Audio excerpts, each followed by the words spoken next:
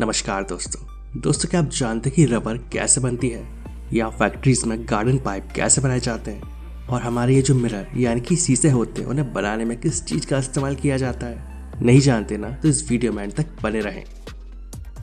दोस्तों जनरली कांच कई तरह के होते हैं और एक कांच वो होता है जो पारदर्शी होता है, जो हमारे घर के बर्तन, बोतल, खिड़की के ग्लास ये सारी चीज़ें बनाने के काम आता है।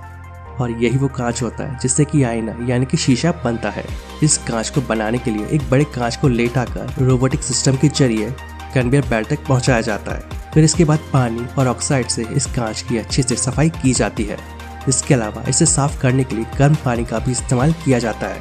इसके बाद इस कांच पर कोटिंग की जाती है और सबसे पहले इस पर लिक्विफाइड टिन चढ़ाया जाता है जो कि इस कांच का पिछला हिस्सा बनता है और इसी वजह से कांच पर सिल्वर आसानी से चिपक जाता है।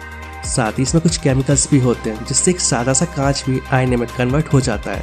इसके बाद इस पर कॉपर की डबल कोटिंग की जाती है जिससे कि ये कांच काफी लंबे समय तक चलता रहता है। अब इस आईने को एक ड्रायर में रखा जाता है और जहाँ पर इसे 31 डिग्री सेल्सियस टेम्परेचर पर रखा जाता है और फिर इसके पीछे की तरफ एक पेंट किया जाता है और उसे मशीन के जरिए सुखा दिया जाता है। वैसे कई कंपनियां होती हैं जो इस पर डबल कोटिंग भी करती हैं और इसके बाद इसे डिमांड के हिसाब से काट दिया जाता है और जिसमें कई तरह के डिज़ाइन भी शामिल है।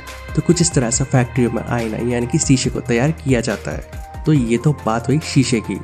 जो कांच होता है वही शीशा बनता है, लेकिन क्या आपको पता है कि ये कांच कैसे बनता है? जो कांच होता है वो रेत से बनता है। रेत में कुछ और चीज़ों को मिलाकर एक भट्टी में डाला जाता है और जहाँ पर इसे 1500 डिग्री सेल्सियस पर गर्म किया जाता है और इतने ज़्यादा टेम्परेचर पर गर्म करने की वजह से ये सारा मटेरियल पिघल जाता है और ये जो पिघली हुई चीज़ है यही कांच है।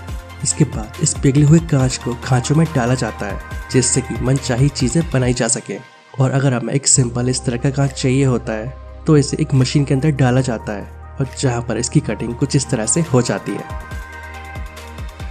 इस पानी वाले पाइप का इस्तेमाल तो लगभग सभी करते हैं, लेकिन शायद ही आपको ये पता होगा कि इसे फैक्ट्रियों में कैसे बनाया जाता है। तो इस तरह के गार्डन पाइप या पानी वाले पाइप बनाने के लिए हमें ज़रूरत पड़ती है रॉ मटेरियल की।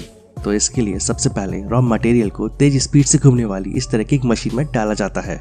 इस तरह के पाइप को बनाने के लिए जो मेन रॉ मटेरियल होता है वो है पीवीसी यानी कि पॉलीविनाइल क्लोराइड। और इस पीवीसी को एक दूसरे मटेरियल के साथ में 15 मिनट के लिए एक मिक्सिंग मशीन में मिक्स किया जाता है।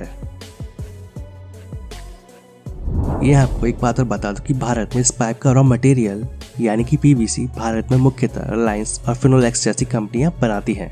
आपने देखा होगा कि इस तरह के जो पाइप होते हैं वो कई रंगों में आते हैं, तो इसके लिए इन पाइप को बनाते समय इन्हें अलग अलग रंग दिए जाते हैं और इन पाइप्स को इस तरह के अलग अलग रंग देने के लिए इनके रॉ मटेरियल में अलग अलग तरह के पिगमेंट्स डाले जाते हैं जिससे कि इन्हें मनचाहा रंग दिया जा सके। इसके बाद इस रॉ मटेरियल को मिक्सर में से निकाल कर ठंडा होने के लिए रख दिया जाता है और जब ये ठंडा हो जाता है तो इसे मैन मशीन के ऊपर में डाला जाता है और जिसकी कैपेसिटी 15 किलोग्राम तक की होती है।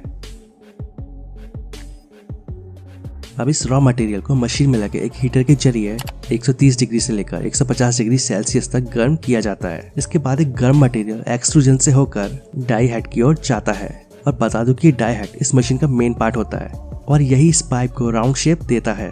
इस पाइप को इसका राउंड शेप मिल जाने के बाद इसे ठंडा किया जाता है और जिसके लिए इसे पानी में से गुजारा जाता है। और फिर जब यह पाइप ठंडा हो जाता है और अपनी नॉर्मल टेम्परेचर में आ जाता है फिर इसे टेकअप मशीन से होकर गुजारा जाता है और ऐसा इसलिए जिससे कि इसका शेप सही बना रहे और वो बिगड़े ना। तो अब ये पाइप बनकर पूरी तरह से तैयार है। लेकिन अब बारी आती है इसकी पैकिंग की और जिसके लिए इसके 30 मीटर के रोल बना लिए जाते हैं और फिर इस पाइप की हाथों से अच्छी तरह से पैकिंग कर दी जाती है।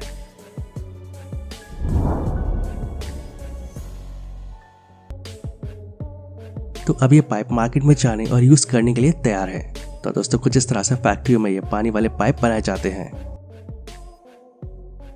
दोस्तों आप में से बहुत से लोगों ने ये बात तो काफी लोगों से सुनी होगी कि अगर पेंसिल के छिलकों को दूध में डालकर उबाला जाए तो उससे रबर बन जाती है, लेकिन क्या ऐसा सच में होता है?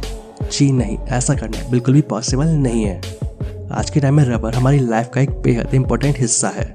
रबर से ही सभी गाड़ियों के टायर बनते हैं। इसके अलावा और भी कई सारी चीजें ऐसी हैं जिन्हें रबर से बनाया जाता है, लेकिन रबर को जो चीज खास बनाती है वो है उसकी प्रॉपर्टीज, जैसे कि उसकी टेंसाइल स्ट्रेंथ, उसकी इलास्टिसिटी और उसकी रफनेस वगैरह। लेकिन दोस्तों ये रबर भी दो तरह की होती है, जिसमें पहले है नेचुरल रबर जिसे प्राकृतिक रबर भी कहा जाता है और दूसरी है सिंथेटिक रबर, जिसे कृत्रिम रबर भी कहा जाता है। दोस्तों जो सिंथेटिक रबर होती है वो बेसिकली पॉलीमर होती है प्लास्टिक के जैसी, और जिसे पॉलीमराइजेशन प्रोसेस के द्वारा बनाया जाता है। और जो सिंथेटिक रबर होती है वो ज़्यादा अच्छी क्वालिटी की नहीं होती है। और वहीं अब अगर हम बात करें नेचुरल रबर की, तो ये हमें प्राकृतिक रूप से पेड़ों से मिलती है और इसका केमिकल नेम है पॉलीआइसोप्रेन, और जो एक खास तरह का पॉलीमर होता है और जिसे इलास्टोमर कहा जाता है। रबर बनाने की प्रक्रिया शुरू होती है पेड़ों से दूध जैसा पदार्थ निकालने से, जिसे लेटेक्स कहा जाता है। वैसे तो दुनिया में 2500 से ज़्यादा ऐसे पेड़ हैं जिनसे हमें लेटेक्स प्राप्त होता है, लेकिन जिस पेड़ से सबसे अच्छी क्वालिटी और ज़्यादा मात्रा में लेटेक्स मिलता है उस पेड़ का नाम है हैविया ब्राजीलियंसिस। और बता दूं कि इस पेड़ को रबर ट्री भी कहा जाता है और इसकी खेती भी काफ़ी बड़े स्तर पर की जाती है, सिर्फ और सिर्फ रबर के उत्पादन के लिए। दोस्तों पेड़ से लेटेक्स निकालने के लिए पेड़ में एक खास तरीके से कट किया जाता है, जिससे लेटेक्स कंटिन्यू यानी कि लगातार निकलता रहता है और नीचे लगे एक बाल्टी में इकट्ठा हो जाता है, जैसा कि आप सामने स्क्रीन पर देख ही सकते हैं। और ठीक इसी तरह से काफ़ी सारे पेड़ों से काफ़ी सारी बाल्टियों में रबर का दूध यानी कि लेटेक्स इकट्ठा कर लिया जाता है, और फिर बाद में इन सभी बाल्टियों में जो लेटेक्स जमा होता है उसे इकट्ठा एक बड़े टैंक में जमा कर लिया जाता है। दोस्तों ये बात तो आप जानते होंगे कि अगर हमें दूध में से पनीर को अलग करना हो तो उसमें नींबू का रस मिला दिया जाता है, और ये नींबू का रस एक तरह से एसिड ही होता है, और ऐसा करने की वजह से दूध और नींबू का रस एक दूसरे के साथ रिएक्ट करते हैं और फिर दूध में से पनीर और पानी ये दोनों ही अलग अलग हो जाते हैं, और इस पूरी प्रोसेस को कोएगुलेशन कहा जाता है। और फिर कुछ इस तरह से ये रबर के दूध यानी कि लेटेक्स से भरे टैंक में फॉर्मिक एसिड डाला जाता है, और फिर फॉर्मिक एसिड डालने के बाद इसे 12 घंटों के लिए ऐसे ही छोड़ दिया जाता है, और फिर 12 घंटों के बाद कोएगुलेशन प्रोसेस की वजह से इस लेटेक्स में से रबर और पानी अलग अलग हो जाते हैं, और इसमें रबर की एक मोटी शीट ऊपर तैरने लगती है और जिसे हाथों से अलग कर लिया जाता है। और फिर इसके बाद इस रबर की शीट को हवा में सूखने के लिए टांग दिया जाता है, और जब ये शीट काफ़ी अच्छी तरह से सूख जाती है तो इसे आगे की प्रोसेस के लिए इकट्ठा कर लिया जाता है और फैक्ट्रियों में भेज दिया जाता है। दोस्तों अब ये रबर की शीट काफ़ी ज़्यादा सॉफ्ट और कमज़ोर होती है, और ऐसी कंडीशन में इनसे टायर, रबर बैंड या रबर से जुड़ी कोई और भी चीज़ नहीं बनाई जा सकती है। यानी अगर हम इस रबर से टायर जैसी कोई चीज़ बनाना चाहते हैं तो इसकी इलास्टिसिटी और स्ट्रेंथ बढ़ानी होगी, और इसकी इलास्टिसिटी और स्ट्रेंथ बढ़ाने के लिए इसे सल्फर के साथ 140 डिग्री सेल्सियस पर ऑक्सीजन की एब्सेंस में रिएक्ट करवाते हैं, और इस वजह से सल्फर के मॉलिक्यूल रबर यानी कि पॉलीआइसोप्रेन की चेन के बीच में एक स्ट्रॉन्ग बॉन्ड बना लेते हैं, और इस पूरी प्रोसेस को वल्कनाइजेशन कहा जाता है। और इस वल्कनाइजेशन की प्रोसेस की वजह से रबर की इलास्टिसिटी और स्ट्रेंथ कई गुना बढ़ जाती है, और इस तरह की जो रबर होती है वो काफ़ी स्ट्रांग होती है, लेकिन इस तरह की रबर हार्ड नहीं होती है जिससे कि हम टायर जैसी चीज़ें बना सकें।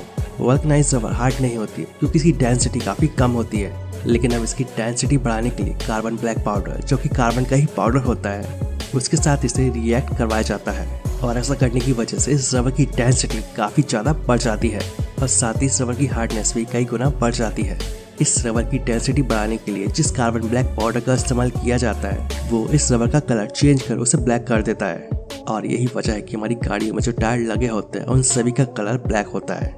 चलिए इसे शॉर्ट में समझ लेते हैं। सबसे पहले रबर बनाने के लिए पेड़ों से दूध यानी कि लेटेक्स निकाला जाता है, और उस रबर के दूध में से रबर को अलग कर लिया जाता है, जैसे कि दूध से पनीर अलग किया जाता है, और इस तरह से हमें रबर की एक शीट प्राप्त हो जाती है। इसके बाद इस रबर की शीट को सुखाया जाता है, और फिर इन्हें सुखाने के बाद इन्हें फैक्ट्रियों में भेज दिया जाता है। इसके बाद इसकी इलास्टिसिटी और स्ट्रेंथ बढ़ाने के लिए इसे सल्फर के साथ रिएक्ट करवाया जाता है, लेकिन अब ये रबर हार्ड नहीं होती है जिससे कि इससे टायर जैसी चीज़ें बना सकें, तो इसके लिए इस रबर को कार्बन ब्लैक पाउडर के साथ रिएक्ट करवाया जाता है, जिससे कि ये रबर हार्ड हो जाती है और इसे टायर जैसी चीज़ें बनाई जा सकती हैं। तो दोस्तों कुछ इस तरह से फैक्ट्री में रबर बनाई जाती है।